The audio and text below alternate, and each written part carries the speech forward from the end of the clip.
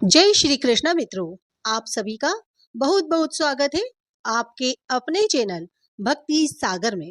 एक समय की बात है, नैमिषारण्य तीर्थ में शौनकादि 88,000 ऋषियों ने श्री सूत जी से पूछा, हे प्रभु, इस कलयुग में वेद विद्या रहित मनुष्यों को प्रभु भक्ति किस प्रकार मिल सकती है तथा उनका उद्धार कैसे होगा।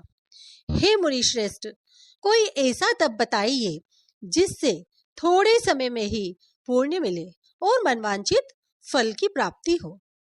इस प्रकार की कथा सुनने की हम इच्छा रखते हैं।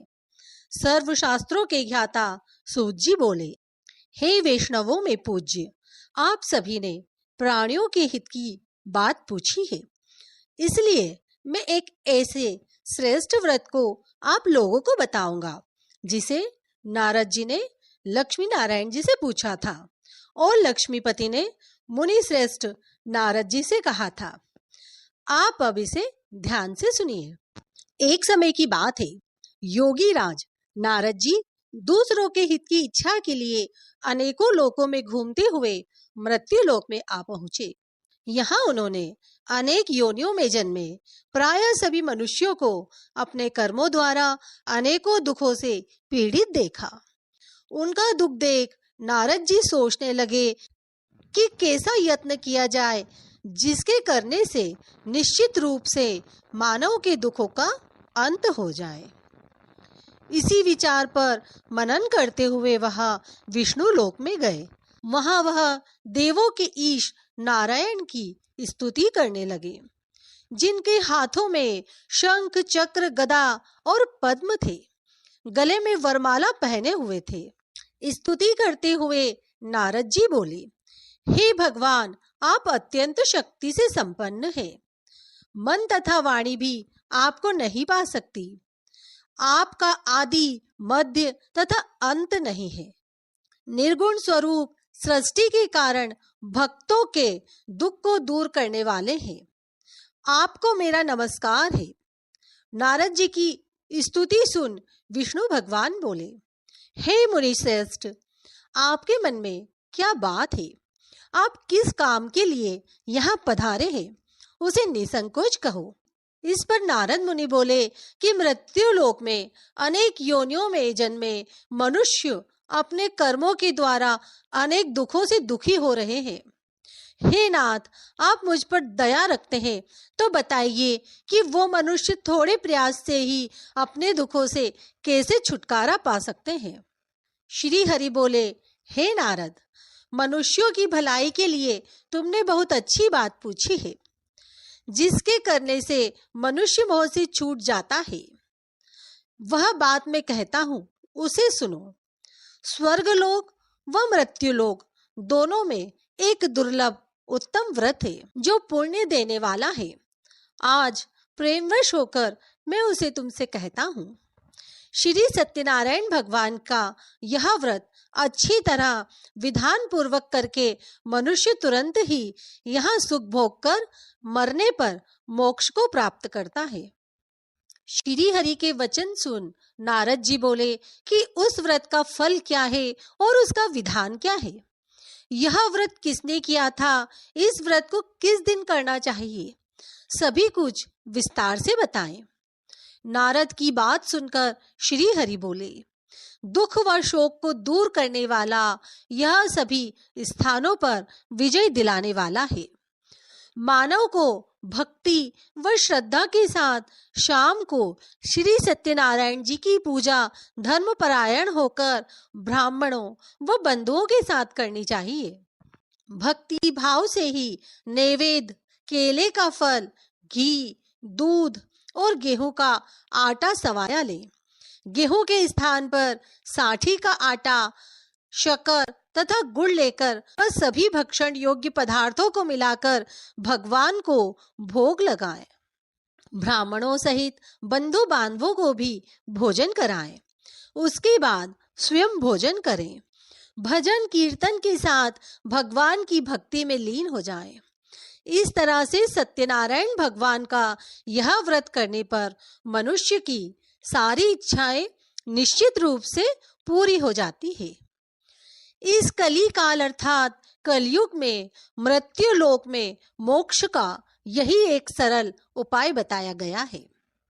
श्री सत्यनारायण व्रत कथा का पहला अध्याय संपूर्ण। बोलिए श्री सत्यनारायण भगवान की जय। सत्यनारायण भगवान की व्रत कथा का दूसरा अध्याय। सूत जी बोले, हे ऋषियों, जिसने पहले समय में इस व्रत को किया था उसका इतिहास कहता हूँ, ध्यान से सुनो। सुंदर काशीपुर नगरी में एक अत्यंत निर्धन ब्राह्मण रहता था। भूख प्यास से परेशान वह धरती पर घूमता रहता था। ब्राह्मणों से प्रेम करने वाले भगवान ने एक दिन ब्राह्मण का वेश धारण कर उसके पास जाकर पूछा, हे विप्र, नित्य दुखी होकर तुम पृथ्वी पर क्यों घूमते हो? दीन ब्राह्मण बोला, मैं निर्धन ब्राह्मण हूँ, भिक्षा के लिए धरती पर घूमता हूँ। हे भगवान, यदि आप इसका कोई उपाय जानते हो तो बताइए। वृद्ध ब्राह्मण कहता है कि सत्यनारायण भगवान मनोवांछित फल देने वाले हैं, इसलिए तुम उनका पूजन करो। इसे करने से मनुष्य सभी दुखों से मुक्त हो जाता है। वृद्ध ब्राह्मण बनकर आए सत्यनारायण भगवान उस निर्धन ब्राह्मण को व्रत का सारा विधान बताकर अंतर्ध्यान हो गए। ब्राह्मण मन ही मन सोचने लगा कि जिस व्रत को वृद्ध ब्राह्मण करने को कहकर गए, मैं उसे जरूर करूंगा। यह निश्चय करने के बाद उसी रात में नींद नहीं आई। वह सवेरे उठकर सत्यनारायण भगवान के व्रत का निश्चय कर भिक्षा लेने चला गया। उस दिन निर्धन ब्राह्मण को भिक्षा में बहुत धन मिला, जिससे उसने बंधु बांधवों के साथ मिलकर श्री सत्यनारायण भगवान का व्रत संपन्न किया। भगवान सत्यनारायण का व्रत संपन्न करने के बाद वह निर्धन ब्राह्मण सभी दुखों से छूट गया और अनेक प्रकार की संपत्तियों से युक्त हो गया। उसी समय से यह ब्राह्मण हर माह इस व्रत को करने लगा। इस तरह से सत्यनारायण भगवान के व्रत को जो मनुष्य करेगा वह सभी प्रकार के पापों से छूटकर मोक्ष को प्राप्त होगा। जो मनुष्य इस व्रत को करेगा वह सभी दुखों से मुक्त हो जाएगा। सूत जी बोले कि इस तरह से नारद जी से नारायण जी का कहा हुआ श्री सत्यनारायण व्रत को मैंने तुमसे कहा। हे विप्रो, मैं अब और क्या कहूँ? ऋषि बोले, हे मुनिवर, संसार में उस विप्र से सुनकर और किस किसने इस व्रत को किया, हम सब इस बात को सुनना चाहते हैं। इसके लिए हमारे मन में श्रद्धा का भाव है।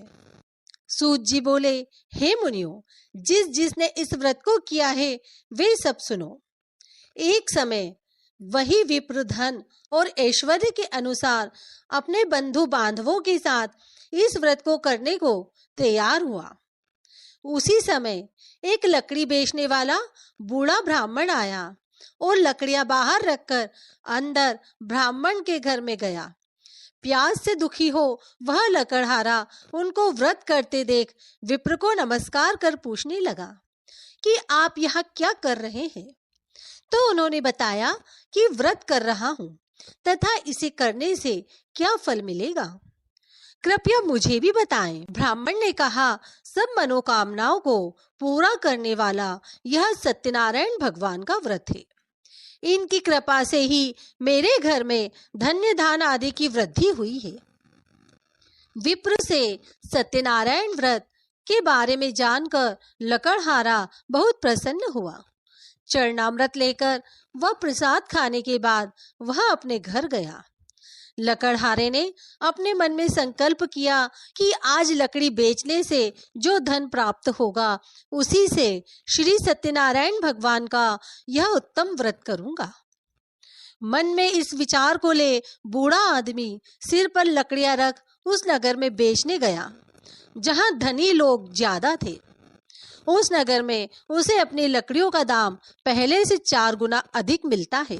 बूढ़ा प्रसन्नता के साथ दाम लेकर केले, शक्कर, घी, दूध, दही और गेहूं का आटा ले और सत्यनारायण भगवान के व्रत की अन्य सामग्रियां लेकर अपने घर गया। वहां उसने अपने बंधु बांधवों को बुलाकर विधि विधान से सत्यनारायण भगवान का पूजन और व्रत किया। इस व्रत के प्रभाव से बूढ़ा लकड़हारा धन, पुत्र आदि से युक्त होकर संसार के समस्त सुखों को भोगकर अंत में वैकुंठ धाम को चला गया। श्री सत्यनारायण व्रत कथा का दूसरा अध्याय संपूर्ण। बोलिए श्री सत्यनारायण भगवान की जय। बोलिए श्री सत्यनारायण भगवान की जय। सत्यनारायण भगवान की व्रत कथा का तीसरा अध्याय। सूत जी बोले, हे श्रेष्ठ मुनियों, अब आगे की कथा कहता हूँ। पहले समय में उल्कामुख नाम का एक बुद्धिमान राजा था। वह सत्यवक्ता और जितेंद्रिय था। प्रतिदिन देव स्थानों पर जाता और निर्धनों को धन देकर उनके कष्ट दूर करता था। उसकी पत्नी कमल के समान मुख वाली तथा सती साध्वी थी। भद्रशील नदी के तट पर उन दोनों ने श्री सत्यनारायण भगवान का व्रत किया। उसी समय साधु नाम का एक वेश्या आया। उसके पास व्यापार करने के लिए बहुत सा धन भी था। राजा को व्रत करते देखकर वह विनय के साथ पूछने लगा, हे राजन, भक्ति भाव से पूर्ण होकर आप यह क्या कर रहे हैं? मैं सुनने की इच्छा रखता हूँ, तो आप मुझे बताएं। राजा बोला, हे साधु, अपने बंधु बांधवों के साथ पुत्रादि की प्राप्ति के लिए एक महाशक्तिमान श्री सत्यनारायण भगवान का व्रत व पूजन कर रहा हूँ। राजा के वचन सुन साधु आदर से बोला, राजन, मुझे इस व्रत का सारा विधान कहिए। आपके कथनानुसार मैं भी इस व्रत को करूंगा। मेरी भी संतान नहीं है और इस व्रत को करने से निश्चित रूप से मुझे संतान की प्राप्ति होगी। राजा से व्रत का सारा विधान सुनकर व्यापार से निवृत्त हो वह अपने घर गया। साधु वेश्य ने अपनी पत्नी को संतान देने वाले इस व्रत का वर्णन कह सुनाया और कहा कि जब मेरी संतान होगी तब मैं इस व्रत को करूंगा। साधु ने इस तरह के वचन अपनी पत्नी लीलावती से कहे। एक दिन लीलावती पति के साथ आनंदित हो सांसारिक धर्म से प्रवृत्त हो सत्यनारायण भगवान की कृपा से गर्भवती हो गई। 10वें महीने में उसके गर्भ से एक सुंदर कन्या का जन्म हुआ। दिनों दिन वह ऐसे बढ़ने लगी जैसे कि शुक्ल पक्ष का चंद्रमा बढ़ता है। माता पिता ने अपनी कन्या का नाम लीलावती रखा। एक दिन लीलावती ने मीठे शब्दों में अपने पति को याद दिलाया कि आपने सत्यनारायण भगवान के जिस व्रत को करने का संकल्प किया था उसे करने का समय आ गया है। आप इस व्रत को करिए। साधु बोला कि हे प्रिय, इस व्रत को मैं उसके विवाह पर करूंगा। इस प्रकार अपनी पत्नी को आश्वासन देकर वह नगर को चला गया। कलावती पिता के घर में ही वृद्धि को प्राप्त हो गई। साधु ने एक बार नगर में अपनी कन्या को सखियों के साथ देखा तो तुरंत ही दूत को बुलाया और कहा कि मेरी कन्या के विवाह योग्य वर देखकर आओ। साधु की बात सुन दूत कंचन नगर में पहुंचा और वहां देखभाल कर लड़की के सुयोग्य वाणिक वर को ले आया। सुयोग्य लड़के को देख साधु ने बंधु बांधवों को बुलाया और अपनी पुत्री का विवाह कर दिया। लेकिन दुर्भाग्य की बात तो यह है कि साधु ने अभी भी श्री सत्यनारायण भगवान का व्रत नहीं किया। इस पर भगवान क्रोधित हो गए और श्राप दिया कि साधु को अत्यधिक दुख मिले। अपने कार्य में कुशल साधु बनिया जमाई को लेकर समुद्र के पास स्थित होकर रत्नासारपुर नगर में गया। वहां जाकर दामाद ससुर दोनों मिलकर चंद्रकेतु राजा के नगर में व्यापार करने लगे। एक दिन भगवान सत्यनारायण की माया से एक चोर राजा का धन चुराकर भाग रहा था। उसने राजा के सिपाहियों को अपना पीछा करता देख चुराया हुआ धन वहां रख दिया जहां साधु अपने जमाई के साथ ठहरा हुआ था। राजा के सिपाहियों ने साधु वेश्य के पास राजा का धन पड़ा देखा तो वह ससुर जमाई दोनों को बांधकर प्रसन्नता से राजा के पास ले गए और कहा कि उन दोनों चोरों को हम पकड़ लाए, आप आगे की कार्यवाही की आज्ञा दें। राजा की आज्ञा से उन दोनों को कठिन कारावास में डाल दिया गया और उनका सारा धन भी उनसे छीन लिया गया। श्री सत्यनारायण भगवान के श्राप से साधु की पत्नी भी दुखी हुई। घर में जो धन रखा था उसे चोर चुरा ले गए। शारीरिक तथा मानसिक पीड़ा व भूख प्यास से अति दुखी हो अन्न की चिंता में कलावती ब्राह्मण के घर गई। वहां उसने श्री सत्यनारायण भगवान का व्रत होते देखा, फिर कथा भी सुनी। वह प्रसाद ग्रहण कर वह रात को घर वापिस आई। माता ने कलावती से पूछा, हे पुत्री, अब तक तुम कहाँ थी? तेरे मन में क्या है? कलावती ने अपनी माता से कहा, हे माता, मैंने एक ब्राह्मण के घर में श्री सत्यनारायण भगवान का व्रत देखा है। कन्या के वचन सुन लीलावती भगवान के पूजन की तैयारी करने लगी।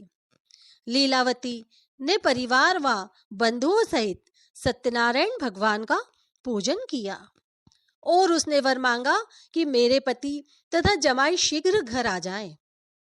साथ ही यह भी प्रार्थना की कि हम सबका अपराध क्षमा करें। श्री सत्यनारायण भगवान इस व्रत से संतुष्ट हो गए और राजा चंद्रकेतु को सपने में दर्शन देकर कहा कि हे राजन, तुम उन दोनों वेश्य को छोड़ दो और तुमने उनका जो धन लिया है उसे वापस कर दो। अगर ऐसा नहीं किया तो मैं तुम्हारा धन, राज्य व संतान सभी को नष्ट कर दूंगा। राजा को यह सब कहकर भगवान अंतर्ध्यान हो गए। प्रातः काल सभा में राजा ने अपना सपना सुनाया, फिर बोले कि वाणिक पुत्रों को कैद से मुक्त कर सभा में लाओ। दोनों ने आते ही राजा को प्रणाम किया। राजा मीठी वाणी में बोले, हे महानुभावों, भाग्यवश ऐसा कठिन दुख तुम्हें प्राप्त हुआ है, लेकिन अब तुम्हें कोई भय नहीं है। ऐसा कह राजा ने उन दोनों को नए वस्त्राभूषण भी पहनाए और जितना धन उनसे लिया था उसका दुगना धन वापस कर दिया और दोनों वेश्य अपने घर को चल दिए। श्री सत्यनारायण व्रत कथा का 3रा अध्याय संपूर्ण। बोलिए श्री सत्यनारायण भगवान की जय। सत्यनारायण भगवान की व्रत कथा का 4था अध्याय। सूत जी बोले, वेश्य ने मंगलाचार कर अपनी यात्रा आरंभ की और अपने नगर की ओर चल दिए। उनके थोड़ी दूर जाने पर एक दंडी वेशधारी श्री सत्यनारायण ने उनसे पूछा, हे साधु, तेरी नाव में क्या है? अभिवाणी वाणिक हंसता हुआ बोला, हे दंडी, आप क्यों पूछते हो? क्या धन लेने की इच्छा है? मेरी नाव में तो बेल व पत्ते भरे हुए हैं। वेश्य के कठोर वचन सुन भगवान बोले, तुम्हारा वचन सत्य हो। दंडी ऐसा वचन कह वहां से दूर चले गए। कुछ दूर जाकर समुद्र के किनारे बैठ गए। दंडी के जाने के बाद साधु वेश्य ने नित्य क्रिया के पश्चात नाव को ऊंची उठते देखकर अचंभा माना और नाव में बेल पत्ते आदि देख वह मूर्छित हो जमीन पर गिर गया। मूर्छा खुलने पर वह अत्यंत शोक में डूब गया। तब उसका दामाद बोला कि आप शोक न मनाएं, यह दंडी का शाप है, इसलिए हमें उनकी शरण में जाना चाहिए, तभी हमारी मनोकामना पूरी होगी। दामाद की बात सुनकर वह दंडी के पास पहुंचा और अत्यंत भक्ति भाव नमस्कार करके बोला, मैंने आपसे जो असत्य वचन कहे थे उनके लिए मुझे क्षमा कर दें। ऐसा कहकर महान शोकातुर हो रोने लगा। तब दंडी भगवान बोले, हे वाणिक पुत्र, मेरी आज्ञा से बार बार तुम्हें दुख प्राप्त हुआ है, तू मेरी पूजा से विमुख हुआ। साधु बोला, हे भगवान, आपकी माया से ब्रह्मा आदि देवता भी आपके रूप को नहीं जानते, तब मैं अज्ञानी कैसे जान सकता हूँ? आप प्रसन्न होइए, अब मैं सामर्थ्य के अनुसार आपकी पूजा करूँगा। मेरी रक्षा करो और पहले के समान नौका में धन भर दो। साधु वैश्य के भक्ति पूर्वक वचन सुनकर भगवान प्रसन्न हो गए और उसकी इच्छानुसार वरदान देकर अंतर्ध्यान हो गए। ससुर जमाई जब नाव पर आए तो नाव धन से भरी हुई थी। फिर वह अपने अन्य साथियों के साथ सत्यनारायण भगवान का पूजन कर अपने नगर को चल दिए। जब नगर के नजदीक पहुंचे तो दूत को घर पर खबर करने के लिए भेज दिया। दूत साधु की पत्नी को प्रणाम कर कहता है कि मालिक अपने दामाद सहित नगर के निकट आ गए हैं। दूत की बात सुन साधु की पत्नी लीलावती ने बड़े हर्ष के साथ सत्यनारायण भगवान का पूजन कर अपनी पुत्री कलावती से कहा कि मैं अपने पति के दर्शन को जाती हूँ, तो कार्य पूर्ण करके शीघ्र आ जा। माता के ऐसे वचन सुन कलावती जल्दी में प्रसाद छोड़ अपने पति के पास चली गई। प्रसाद की अवज्ञा के कारण श्री सत्यनारायण भगवान रुष्ट हो गए और नाव सहित उसके पति को पानी में डुबो दिया। कलावती अपने पति को वहां न पाकर रोती हुई जमीन पर गिर गई। नौका को डूबा हुआ देख वह कन्या को रोता देख साधु दुखी होकर बोला कि हे प्रभु, मुझसे तथा मेरे परिवार से जो भूल हुई है उसे क्षमा करें। साधु के दीन वचन सुनकर श्री सत्यनारायण भगवान प्रसन्न हो गए और आकाशवाणी हुई, हे साधु, तेरी कन्या मेरे प्रसाद को छोड़कर आई है, इसलिए उसका पति अदृश्य हो गया है। यदि वह घर जाकर प्रसाद खाकर लौटती है तो इसे इसका पति अवश्य ही मिलेगा। ऐसी आकाशवाणी सुन कलावती घर पहुंचकर प्रसाद खाती है और फिर आकर अपने पति के दर्शन करती है। उसके बाद साधु अपने बंधु बांधवों सहित श्री सत्यनारायण भगवान का विधि विधान से पूजन करता है। इस लोक का सुख भोग वह अंत में स्वर्ग को जाता है। श्री सत्यनारायण व्रत कथा का चौथा अध्याय संपूर्ण। बोलिए श्री सत्यनारायण भगवान की जय। सत्यनारायण भगवान की व्रत कथा का 5वां अध्याय।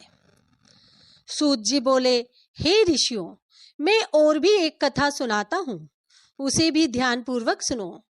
प्रजा पालन में लीन तुंगध्वज नाम का एक राजा था।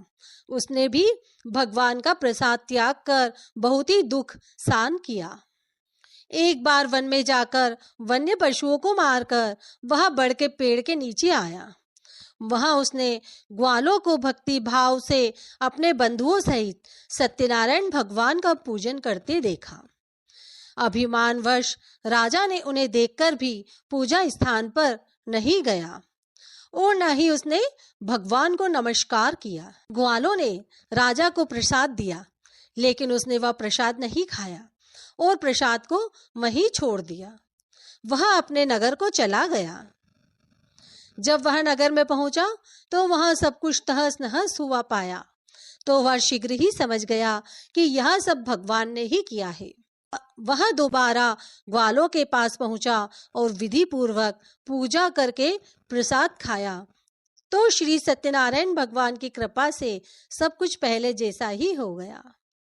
दीर्घ काल तक सुख भोगने के बाद मरणोपरांत उसे स्वर्गलोक की प्राप्ति हुई।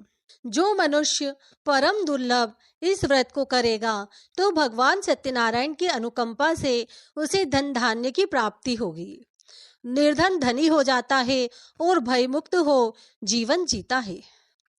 संतानहीन मनुष्य को संतान सुख मिलता है और सारे मनोरथ पूर्ण होने पर मानव अंतकाल में बैकुंठ धाम को जाता है। सूत जी बोले, जिन्होंने पहले इस व्रत को किया, अब उनके दूसरे जन्म की कथा कहता हूँ। वृद्ध शतानन ब्राह्मण ने सुदामा का जन्म लेकर मोक्ष की प्राप्ति की। लकड़हारे ने अगले जन्म में निषाद बनकर मोक्ष प्राप्त किया। उल्कामुख नाम का राजा दशरथ होकर बैकुंठ को गए। साधु नाम के वेश्य ने मोर ध्वज बनकर अपने पुत्र को आरे से चीरकर मोक्ष पाया। महाराज तुंगध्वज ने स्वयंभू होकर भगवान में भक्ति युक्त हो कर्म कर मोक्ष पाया। श्री सत्यनारायण व्रत कथा का 5वां अध्याय संपूर्ण। बोलिए श्री सत्यनारायण भगवान की जय।